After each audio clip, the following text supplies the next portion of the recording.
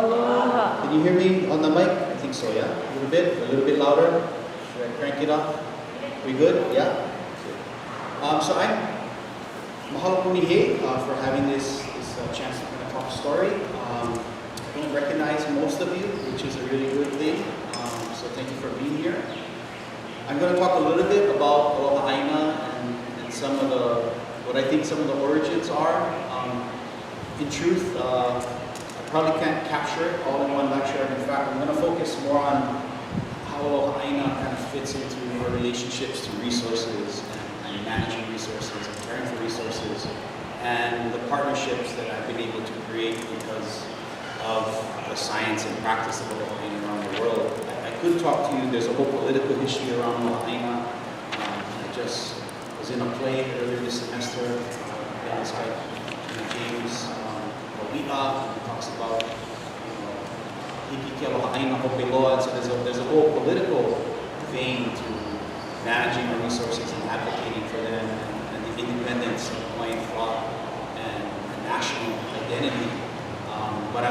But for this particular talk, I'm going to talk more about resources and climate change. So let me kind of just jump into it.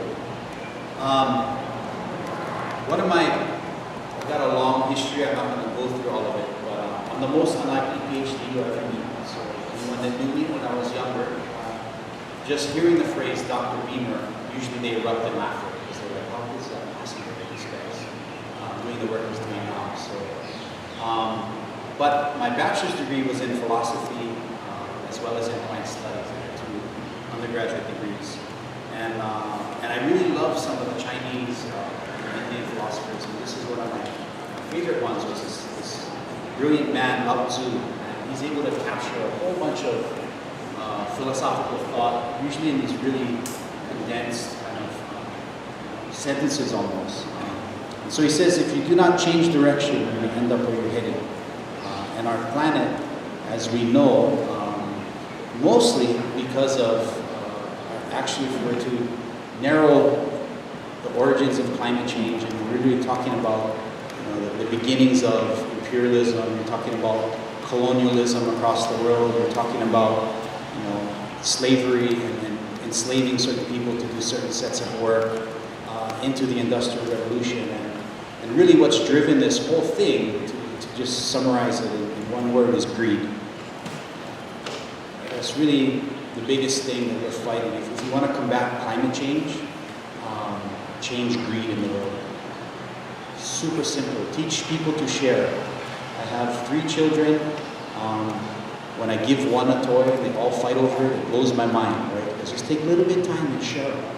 And we work on that with our children, but it turns out when you have families that make $70,000 a minute, like the owners of Walmart, and then you have families that no more health care and can't eat, you're actually dealing with an issue of greed. And so we know that our planet is rapidly changing, faster than many of the experts have predicted. I bet everyone in this room has probably heard about climate change since they were like in the 2nd grade. And I remember first hearing it in the early 80s. I was born in 1978, and there's a whole thing about hairspray cans at CFCs and the greenhouse. Who knows one of the primary data sets that were used to actually first identify climate change, where it was gathered? Anyone know any relationship to Hawaii? Mauna Loa, yeah, Mauna Loa, right? They trace this rise of CO2. We have a super long data set. And so Hawaii is actually really a primary place markets, for understanding in these humans' impacts on the environment. And so today I'm speaking as a professor, but the question was, what does Aloha Aina mean to me and what's the origins of it? So I cannot, truthfully, Aloha Aina strikes me mostly as a father, right? As a person that's concerned not about a paycheck, but about the future of my children and my place. And so if you choose to have children, it will be a revolution in your life. All of a sudden, you're not going to sleep for a really long time. But the fearlessness, the power that becomes of it is you're absolutely responsible for the lives of others. And whatever issues you had in serving yourself or putting yourself above others, you realize really quickly your role as a makua, right, is to care for that next generation. Because they are absolutely dependent on us and the decisions that we make today. And here's an example, right? Like, I do Aloha Aina work here all around the world. Some people love me, some people attack me and my character. It's all good. But we inherit these super complex problems and injustice and vile systems that we all exist and live in today. And many of us never made these decisions to put them in place, right? But we're embedded in them. And so here's an example, right? Anyone went to Waikiki anytime recently? Probably, right? And so here's an example of a decision that was made a couple generations before us, right? Where they thought, oh, we're going to drain out Waikiki, remove all the lo'i and fish ponds, and we're going to dredge it out for health concerns and reasons was the initial arguments, right? And some people made a whole ton of money, dredged it out, they filled the other side of Waikiki, and they built the hotels and other things to create what's a really profitable industry. And they left this behind, the Aloha. And so I would love for a student to go and study the Aloha, go every day to the Aloha for about 3 months. Maybe go in the morning, go in the afternoon, and look at the turbidity of the water, right? And think about how many times when we have big rain events does it look like this? And what has it been doing to our reefs since 1910, right? 1913, when I think it was finally built. And those are the kind of complex problems that we all inherit, right? No one decided that's alive today to build Aloha, right? Somebody made a whole ton of money, it seemed like a good decision, and now it's a problem that's been poisoning our reefs for literally generations, right? And having impacts across our island systems here on Oahu. Anybody know what this is an image of? Konane, yeah, Konane.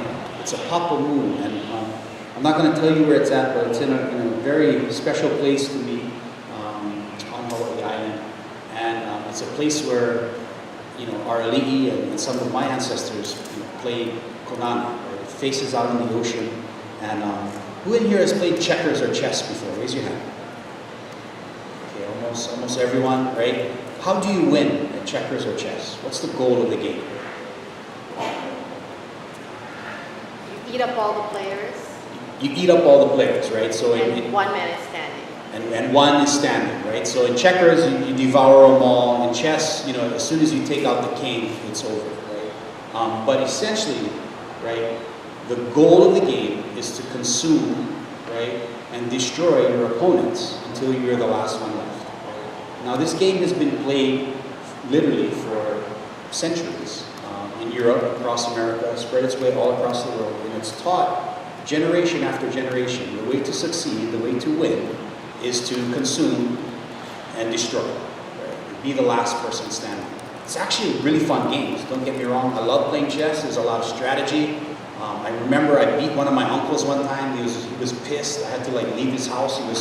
None of the young kids ever beat him before, so it's fun. Don't get me wrong. I'm not trying to say it's not a fun game, but I'm thinking about the lessons and the values that we're portraying, right, in practicing these games over and over and over for generation after generation. This game here, Konane, anyone know how you win? So I'll tell you, the way that you win in Konane is you make the last move. Okay, so think about that paradigm shift. If the goal of checkers and chess is to consume until you're the last one standing, to destroy as quickly as you can your opponents, right? That's victory. Success for this game is to stay in the game as long as possible, to make the last move, to be so strategic that you continue to survive and live. Okay? And I want to suggest for you that that's one of the principles for Aloha Aina. Okay? The reasons our ancestors and our chiefs devised the game in which the goal is to survive as long as possible is take a look around you. We live on islands, right? And we know actually, this is verified, it's undisputed that we had, through anthropological evidence, we had more people on every island, okay, prior to Cook's contact with Hawaii in 1777. We had more people on every island than we do today, other than Hawaii. Okay, so Hawaii Island was more populated. Estimates range 600,000, 800,000, perhaps. Natalie Kurashima ran models saying food systems could produce enough food for about 1.2 million people. So we're talking about a huge population, right, that existed in islands, if we think about it from an Anglo-European perspective, in the middle of the Pacific, isolated, right, that survived for centuries. And so it makes sense that you would devise games where victory isn't killing everyone off, eating everything around you. It's actually persistent, right? That's the goal. And so this philosophy of Aloha Aina, we can find it in our games, we can find it in our songs, we can find it in our politics, right? And then we can find it in these super courageous people that have whatever it is within them, you know, the strength and audacity to challenge huge, powerful structures. And here's one of them. His name is Mr. Jared Helm. He wrote this January 30th, 1977, while he was in the midst of occupying an island that was being actively bombed by the US military. So think about just that for a second. Okay, you're in your 20s, and he was 26, I believe, at this time. And you realize, you know, this island is being bombed. Islands are ancestors. You feel your island shaking when the bombs are dropping. And you come up with a strategy that's, we're going to get on boats, we're going to take surfboards, we're going to paddle to the island, and we're going to get on that island, and someone's going to call the military and say, you got to stop bombing because you're going to kill people. Think about just that kind of either utter fearlessness, whatever we want to call that. Some people would call that crazy. But that's the kind of commitment this man had to Aloha Aina, right? And he says, in 1977, right, before we were thinking about climate change, and many people were thinking about climate change and the impacts that humans have on the environment, he was saying the truth is, there is man and there's environment. One does not supersede the other. The breath in man is the breath of Papa, the earth. Man is merely the caretaker of the land that maintains his life and nourishes his soul. Therefore, the Aina is sacred. The church of life is not in a building, it is in the open sky, the surrounding ocean, the beautiful soil. My duty is to protect Mother Earth, who gave me life, and to give thanks with humility, as well as ask for forgiveness for the arrogance and insensitivity of man. So super profound words, right, that are coming at a time when many people weren't even thinking about climate change, the impacts of humans on the environment. George Helm and others were advancing these ideas in Hawaii, and eventually they win. Right? Eventually they stop the bombing of Pearl Harbor. It's just an amazing story, you know, that we can go and look up. But it started with the impetus of some incredibly courageous 20-somethings trying to stop what seemed to be an impossible structure. So Aloha Aina, right, and George Helm and others really bring this phrase back into Hawaiian consciousness at the time when they start talking about Aloha Aina and the roles, the relationships between humans and our land, human and resources, right, the things that we consume. And it's kind of amazing in a way because we use the phrase now, we see it on social media. I think one thing that's common across the University of Hawaii system, and I'm going to say this with the greatest amount of respect and care, is that we highly underestimate the power of Hawaiian knowledge systems. to solve complex problems in our world today. In fact, sometimes our systems are tokenized, or they're given a few, things to open up an event. But in terms of actually leading the discussion and making change for the future, oftentimes we're overlooked. Okay? And that's a common thing. And I think sometimes, even me, myself, having grown up here in Hawaii, practiced Aloha Aina, being a part of it, sometimes I underestimate how powerful it is. And sometimes, and I'm going to talk about that, sometimes making relationships that are internationally help me to realize that, oh, yeah, that's right. I never saw it from that perspective. But Aloha Aina is amazing, right? And we think ways, the ways that we use the word to aloha to express. Like anybody in a relationship have a partner. Right? I love you, baby. Could be same-sex partner, I don't care, whatever it is. But someone you love, someone you care about, right? And you express that word love. I love you, dear. How you doing? That same love, right? In English, do we think that same love applies to the land that our house is on, that our apartment is on, that the stream is on the side of us, right? That word love in English, I love the stream. Is that the same as I love you, baby? It's sort of a different feeling, right, that we're talking about. But in Aloha Aina, that's really what we're talking about, is expressing that same kind of a relationship. Whether it's, between two people that are, in an intimate relationship, a child and a grandmother, a keiki that's sick. This is like the deep feeling of aloha when you watch your kid. My son had the flu about a month and a half ago. It was the worst thing ever, bro. There's nothing you can do, right? Take one soda crack up, bro. You know what I mean? Like you're trying to help, you're trying to do whatever you can, but that feeling in your gut, right? You want to help, you want to care. That's aloha. And so for me, I was lucky in many ways because there's this thing in Hawaiian, it's called punahele. And we sort of, it's actually, I think in Anglo-American culture, it's not really as accepted, but in Hawaiian families, it's okay for the grandparent to go, okay, this is my punahele, whatever. I have 15 grandchildren, but this one, I'm going to give all my knowledge to them, and they're going to be my special one. I'm going to love all of them, but this one, I'm giving special kuleana for, and that's called punahele. So the good thing for me was, I was the only grandchild for my grandmother, so I had no competition for punahele. I won by default. It was real good because I was super kolohe. I'm sure someone would have beat me out if I had any competition. But in any case, I had this real amazing, powerful relationship with this woman, with my grandmother. And she embodied Aloha Aina in so many ways. She could be the most loving, aloha, caring, forgiving, gracious, right? Introspective person that you'll ever meet. And that was a deep part of who she was, right?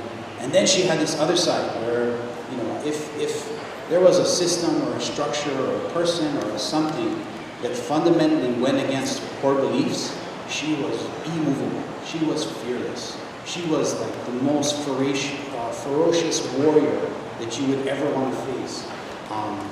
And she took on big structures, like the Kamehameha School's trustees. She did all these really amazing things in her life that I think a lot of people don't realize she accomplished, and many of us benefit for it. But I always keep that relationship close. It was always a fundamental thing for me in my life. And even today, now that she's gone, she actually passed away about 2 months before I defended my dissertation. And that was in 2008. So it's been about a decade, but I still draw upon her and our relationship, and it guides so much of what I do in my life.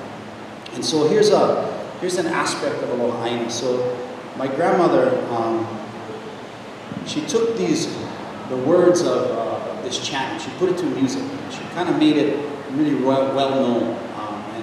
And she used it to tell this story about the changing relationships in the forest, and people's responsibilities and relationships to that forest, and the ways that invasive species kind of change it. And she made it sweet, for us to think about the relationships between things and the environment. So it's about kahuli. Pupu kani'oi is another word, but there are these endemic snails that actually live in the native Hawaiian forest. Okay? And in my great-grandfather's time, he told me stories that, when he was at Kamehameha, came from Hawaii Island, he was at Kamehameha, sometimes he would drive over the pali, And you could actually hear these snails at night. Right? You could hear them. I don't know exactly what it sounds like, because the truth is I've never heard them. Okay? You need a big group of them to hear this sound that they make in the forest. But it's about these snails. And so the way my grandmother told the story was when ungulates were first introduced into Hawaii, Captain Vancouver brings them in 1793, right? All of our unique species in Hawaii developed without ungulates on the island. So, you know, we had bees that made their way to Hawaii, and there was no predators, so they lost their ability to stay. Just think about that, how amazing that is, that evolution that takes place. So these snails weren't really threatened. There weren't, you know, goats and sheep and cattle that were going to step all over it. Certainly some of the birds probably preyed upon them, but when cattle is introduced, cattle starts to run wild and rampant in the forest. And the way my grandmother told the story is that, you know, one late afternoon, right, this kolea bird, and the kolea bird is a bird that comes actually from Siberia. She migrates yearly, leaves Alaska when it's, or that whole area, Alaska, you know, Siberia, when it starts to get almost winterish, comes to Hawaii. In fact, they probably just arrived in the last couple of months. You probably have seen them. They come back to the same spot that they were born, right, and they spawn at. And you'll see them usually in grassy areas. And then they kind of eat and get fat and happy, and then eventually they go back to Alaska when the spring happens. And it's a huge migration.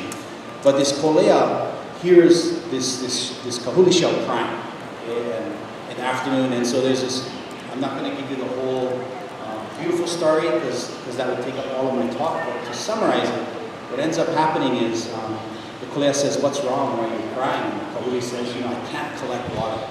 There are these giant things in the forest, these giant beasts, and you know, my family went down, and my brother and my sisters all got crushed. And so I don't know how I'm going to collect water anymore." And so the kolea hears this, and the kolea says, "Well, maybe there's other ways to get water. I can help fetch the water for you." And so they develop this kind of relationship. And there's also this akolea fern that's involved in the story, and it's a specific kind of, usually an epiphyte that grows in the forest that collects water, and the kolea is able to collect and feed the shell. And the kahuli, you know, survives for a while. In fact, now they're endangered. Many of them aren't around. But my grandmother she took this, and I followed her, you know, all around in schools. She visited all the public education schools, and she felt it's so important just to teach the kids about their relationship with the natural world and their environment, that she volunteered so much of her time to do it. And so I'm going to sing it real quick, and then you guys will get a sense. But what I'm suggesting is a part of Aloha Aina is giving. Part of Aloha Aina is finding creative ways to tell our stories, to engage a broader community and people. And really that's what my grandmother did with this song.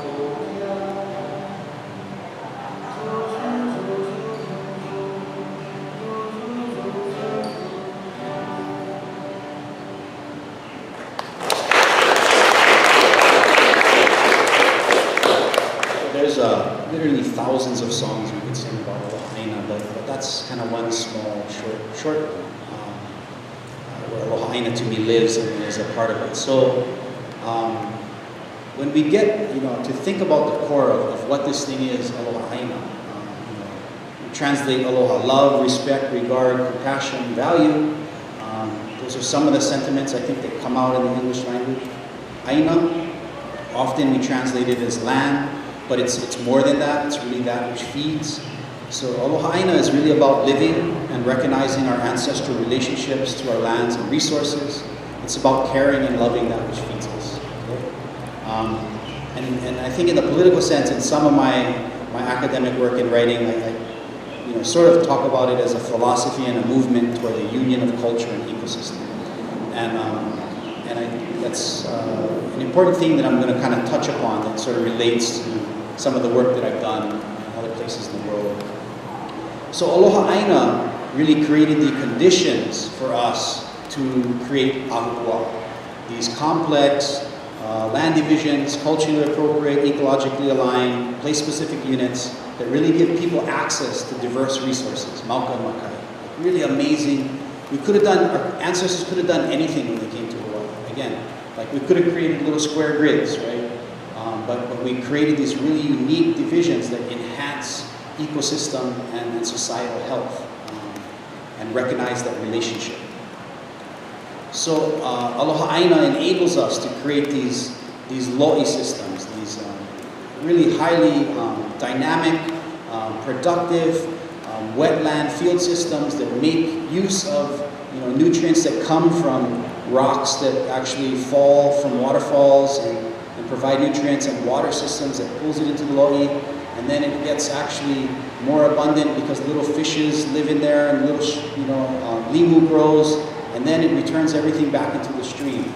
Actually, in many ways, with more nutrients that then oftentimes run down makai into these lokoia or fish ponds, right? That need that nutrients, need that freshwater interaction to grow algae. Right? And so we farmed, before there was a word that was called aquaculture, our ancestors were farming fish and limu literally for centuries. Okay? And it's because of this philosophy of Aloha Aina. It's because we thought for a second, right, we could have done anything. If it was just about building a fish pond to feed one chief, right, to keep the king happy, we wouldn't have built something that lasts 800 years. Right? And that fish pond there is 800 years old. Okay? It survived tsunamis, overthrows of governments, bombings of Pearl Harbors, all of those things, that thing survived because of the design principles of our ancestors around Aloha Aina. So when we think about Aloha Aina and the ways it feeds sustainability, we have this, in Hawaii we have these incredibly rich ancestral systems of indigenous knowledge that we can build off of. And the idea isn't that we all are going to have our own lo'i, or nothing about it is like returning to the past. But certainly it's about building off of the principles that our ancestors had and making use of the things that make sense here in Hawaii today. So these lo'i systems, again, there is this connectivity between the mauka lo'i and the makai fish ponds.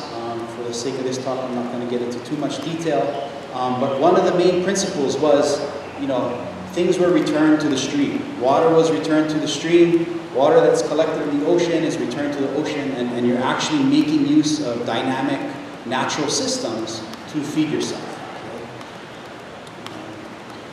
Okay? It turns out this system was incredibly productive. Natalie Kurashima, in her recent dissertation work and an article published in Nature, says that what's amazing about these systems is they produce enough food to support about 86 of Hawaii's population today, 86%, of Hawaii's population today could be produced from these ancient systems. Okay, so think about it for a second. Like, God, we're so modern, we're so awesome. We drive Teslas, right? We got iPhones, all of these things, and systems that people use rope made out of stuff from the forest and tools made out of stone could feed more people, would feed more people than we do today. So it's really amazing. And then another important statistic that she kind of runs is 70% of the lands used for this ancestral agriculture remain undeveloped today. So because they were built in floodplains and in these other areas, aquaculture systems, 71% of those lands are still available for us to utilize. So it is something powerful for us to consider how we return to these styles of agriculture. So Aloha Aina then, in our ancestral system, it didn't create, you might hear this in some of your anthropology classes, a subsistence economy, right? And what does it mean to subsist? Someone tell me, what kind of connotations come from that word, subsist? Exist. Just exist. Just exist, yeah, just exist, right? Sustain yourself. Sorry. Sustain yourself. Sustain itself, okay, sustain itself. So usually subsistence is used in contrast with economies that actually produce surplus or excess, right? There's subsistence economies, and that's basically enough to kind of survive and get by. And then there's surplus economies, right? And it's all attached to usually racist classifications of how people organize themselves and their units in the world. But in any case, by saying Hawaii was a subsistence economy, it's like we just had enough to get by, we just sort of survived, right? But we subsisted. And there's a value judgment there. But what I'm going to talk to you folks about is actually Aloha Aina created a circular economy. And it's a different way of thinking of an economy. And it's in Europe and in some places in China. The EU has adopted it and is really trying to change our capitalist linear economy system into a circular system. And so my knowledge and work in Aloha Aina, which I thought, you know, in many ways Aloha Aina seems like it's about Hawaii, right? Doesn't it seem like it's about Hawaii? But then I met these colleagues from the University of Augsburg in Germany, okay? And I get way too many emails. I think if I check let's do it on spot. So right now I have 96,989 unread emails. So I get way too many emails. I can't keep up. It's a lost cause. But I did get an email from these guys a while back, and they wanted to meet and to kind of talk about their work that they're doing in Augsburg on circular economies and supply chain management. And in this particular meeting, you know, I went to, and I wasn't sure what to expect. But immediately, like, I saw that they were thinking about sustainability and their approaches to addressing climate change in these really creative and different ways than I saw in other universities, especially American universities. And so we developed kind of this relationship. They invited me to Germany. I did a talk, and I've been there, done several talks now. I've been there several times over the last 5 years, and they've come here.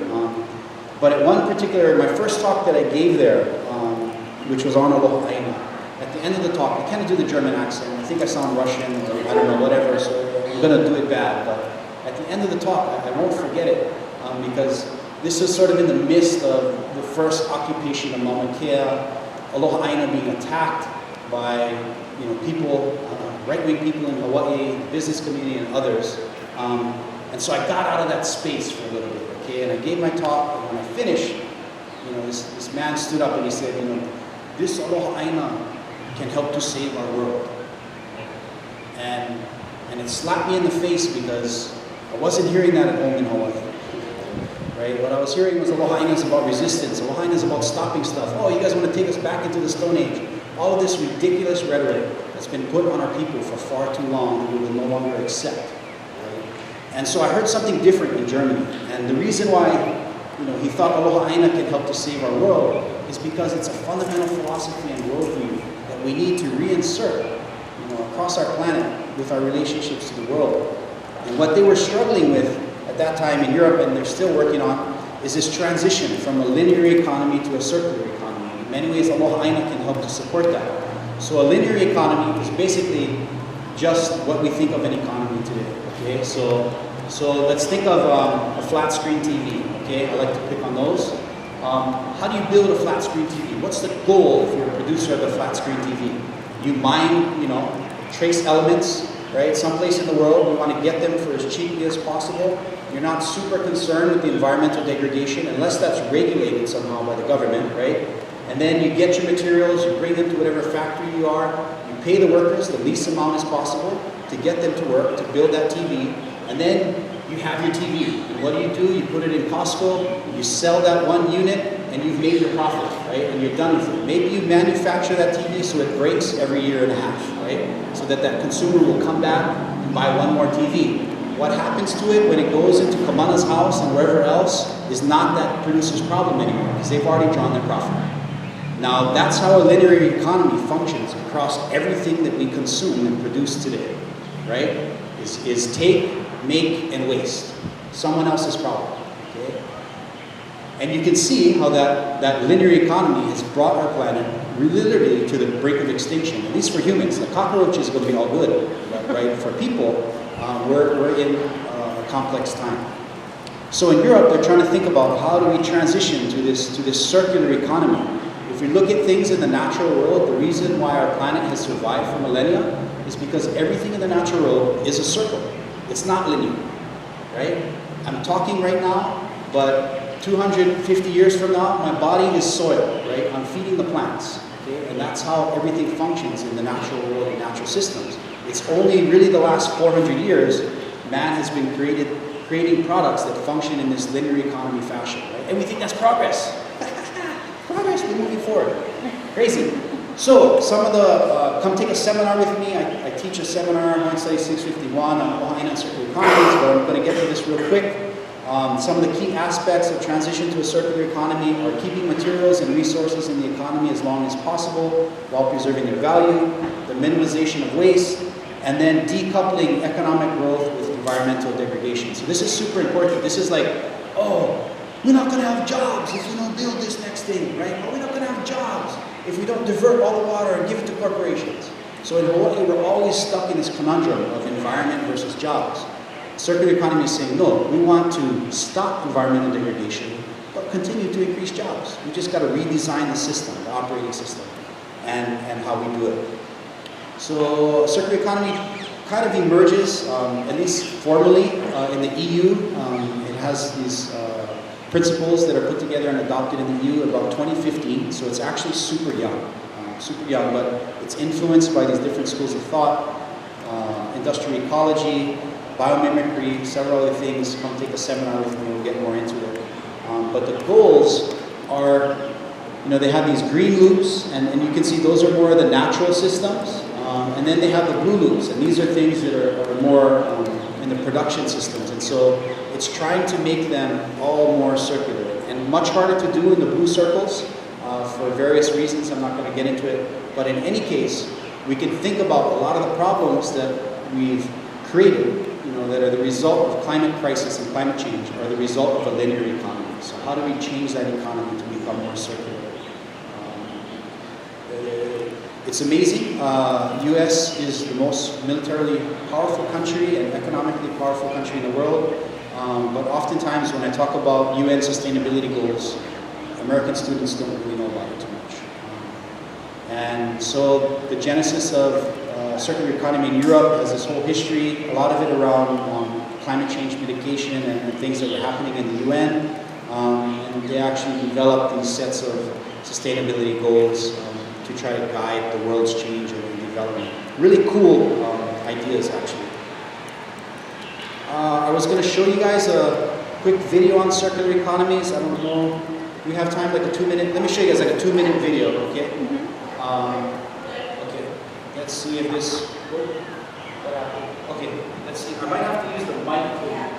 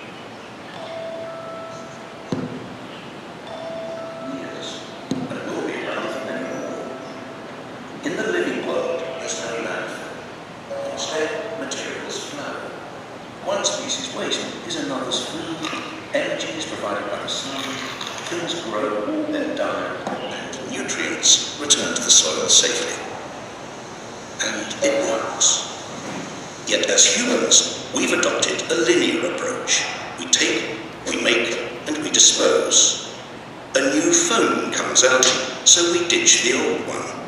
Our washing machine packs up, so we buy another. Each time we do this, we're eating into a finite supply of resources and often producing toxic waste. It simply can't work long term. So what can? If we accept that the living world's cyclical model works, can we change our way of thinking so that we too operate a circular economy? Let's start with the biological cycle. How can our waste build capital rather than reduce it? By rethinking and redesigning products and components and the packaging they come in, we can create safe and compostable materials that help grow more stuff. As they say in the movies, no resources have been lost in the making of this material. So what about the washing machines, mobile phones, fridges? We know they don't biodegrade. Here, we're talking about another sort of rethink, a way to cycle valuable metals, polymers and alloys so they maintain their quality and continue to be useful beyond the shelf life of individual products. What if the goods of today became the resources of tomorrow? It makes commercial sense. Instead of the throw away and replace culture we've become used to, we'd adopt a return and renew model where products and components are designed to be disassembled and regenerated. One solution may be to rethink the way we view ownership. What if we never actually owned our technologies? We simply licensed them from the manufacturers. Now, let's put these two cycles together. Imagine if we could design products to come back to their makers, their technical materials being reused and their biological parts increasing agricultural value. And imagine that these products are made and transported using renewable energy.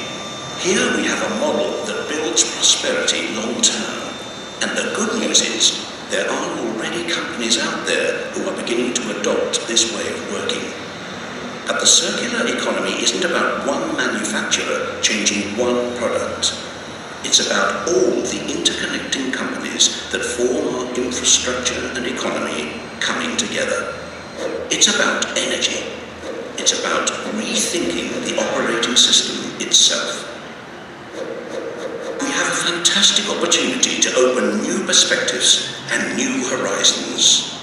Instead of remaining trapped in the frustrations of the present, with creativity and innovation, we really can rethink and redesign our future.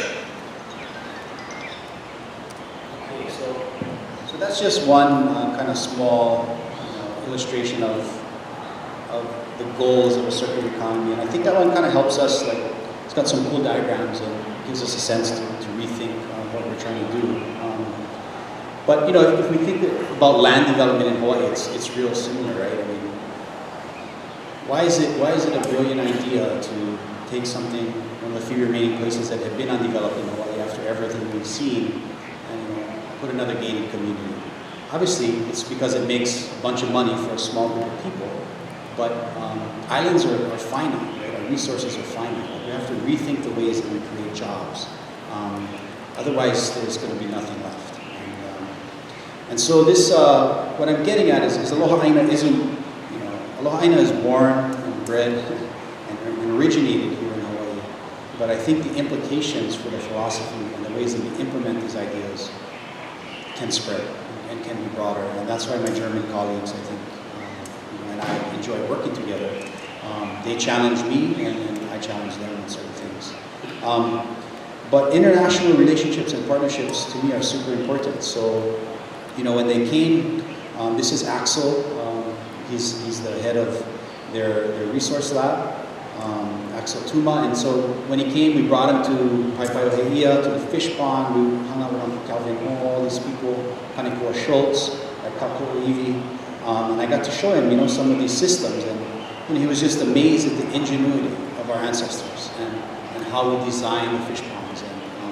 And again, that's where when I said earlier, sometimes even I take for granted, like Aloha Aina, where sometimes you bring someone from the outside and they see it, and they can reflect on things that you think is normal, right? That isn't. And bring more insight and highlight it. And so, yeah, so we went to Switzerland, we went to Austria, Vienna, all over the place, and we kind of looked at natural systems, production systems, water systems, and ways to make them more circular. And so here's a take-home example of to me why Aloha Aina links so well with circular economy. So many years ago, when my heroes and my friends, Higile, Avelo, and Kelihi, Kotobete, and others were restoring Paipairohea, they were looking at these things, the makaha. And the makaha are kind of like the veins, the things that keep the fish pond alive. It's where the water comes in and out and all the nutrients, and you deal with the tidal flows there. It collects the fish. It's just like the most important part, probably, of the local ʻāina. And they're trying to think, how are we going to rebuild these makahas? So at first, they got these materials. I think they were old, like shelvings, and they're made out of fiberglass. And they work pretty well because they're relatively light. 1 or 2 people could take them in and out and utilize them, and they function because the water flowed through. But over time, you guys were like, we're not too sure what's happening with that fiberglass. It's getting in the ocean, right? If little fishes are eating it up, and it might be degrading the environment. So they always knew they would try to rebuild it, right, and change out that system. So this is kind of like a recycled material, right? Recycled economy. It's not like they were mass producing these, but it's making use of recycled materials. And here's where we think about how Aloha Aina, just almost innately is going to make something more circular, right? So you see some of the differences here, right? Is the people. They built this makaha. It was from invasive wood. It's actually way heavier, so you're going to need 7 giant people to move it around instead of just 2. But the benefit of that is all the community interaction, right? And this makaha, it actually has a name. It's named called Kele. And you can see, if you think about an economy, right? It's not necessarily just about the materials, right? And how easy it is to utilize. It's all the other impacts and contributions that system provides. So bringing a whole community together, renaming a place, all these families, kids connecting with their grandparents next to it are all a part of the things that this economy feeds. So in closing, Aloha Aina can save the world. Tell all the UH administrators, get on it. Thank you.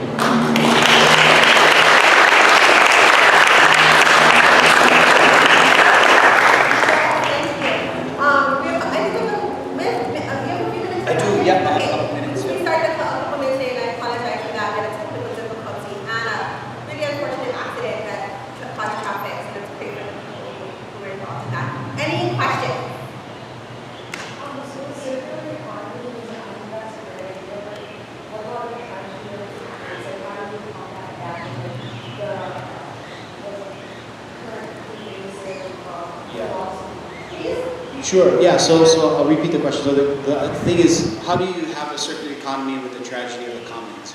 The idea that people will take, from shared resources for their own good until there's nothing left.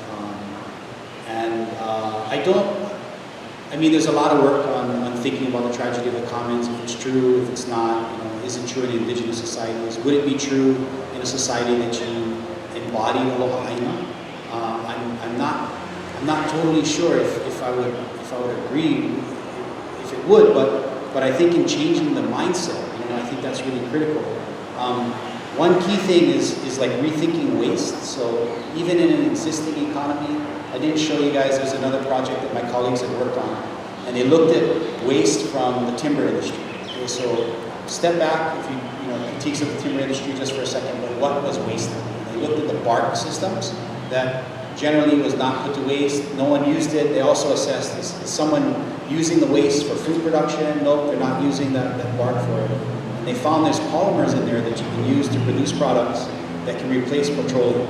So that's kind of an example where in a circular economy, you're kind of targeting things that we think of waste, and we're trying to think about actually how we make use of them. So that's sort of a way, it's not directly tragedy of the commons, but you're right, in the fisheries and these other areas, we have to kind of rethink it. And I think we need management, right? In the Aloha Aina system, the ocean wasn't just free for everybody to come grab fish at anyone's place. There were boundaries, things were defined. you had a relationship and a reason to care for those resources because they're going to feed future generations.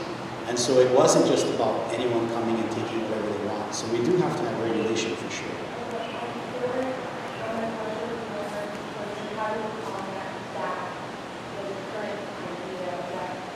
Oh, that there is the tragedy of the commons, is that?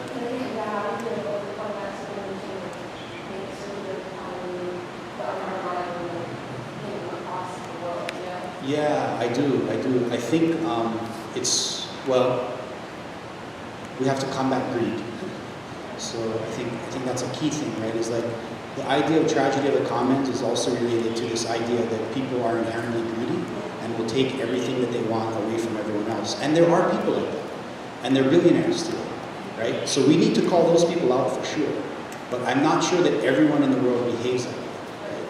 And so I think it starts with challenging them first.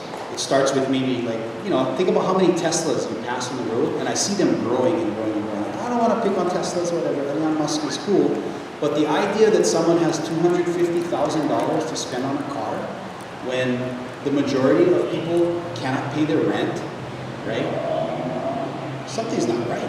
The system is broken, right? So I hope it's peaceful, and I hope people can understand logic and love. And I hope that overwhelms the inherent greeds that we have today. But we got to be fearless. That's what you see on Mauna Kea. That's what you see across Hawaii today is people at the last resort putting their bodies in the way of so-called progress, right? It's benefiting a small group of people at the expense of everyone else. So.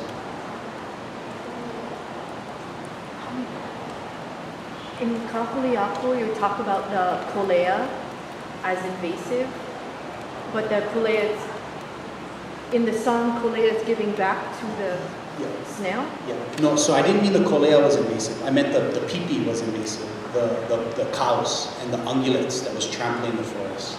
I think the kolea isn't really seen as an invasive.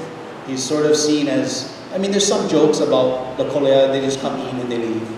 But I think there's also a lot of aloha for the kolea, and that they are a part of Hawaii, even though they come and go. So I didn't mean to say kolea were invasive. I meant that the cattle that was introduced, that was running around the forest, that was the invasive thing. But the kolea then helps the...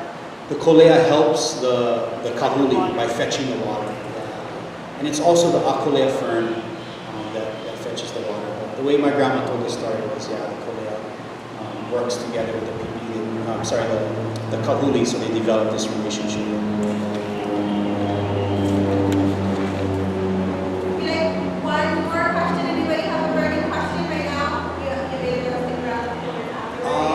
A little bit. I teach at 1:30, but my GTAs are running the first portion of the class, so I probably can stay for like another 5 minutes or something. No, then anyone ask a question? Okay, why don't we give